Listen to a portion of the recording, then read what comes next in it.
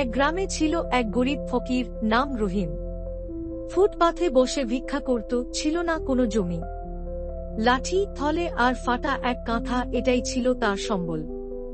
লোকেরা তাকে দিত 2-4টা কয়েন, তাতেই চল দিনকাল। একদিন এক ধনী লোক এল বাজারে গাড়ি নিয়ে। রহিমের পাশে দাঁড়িয়ে বলল, ভাই, পানি দেবে? রহিম হেসে পানি দিল, গ্লাসটাও মুছে নিল।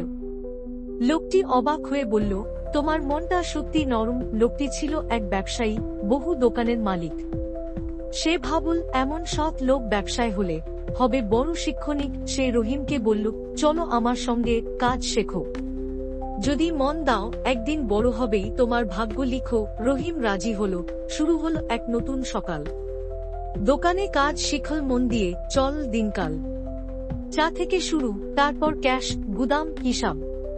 কয়েক বছরে হয়ে গেল এক বিশ্বস্ত ব্যবসার পার্টনার।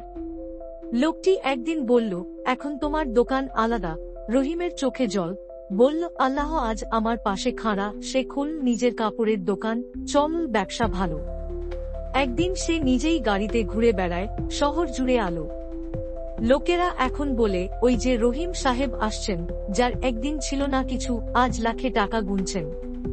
ফকির থেকে হয়ে গেল বড়লোক, পয়সাওয়ালা মানুষ।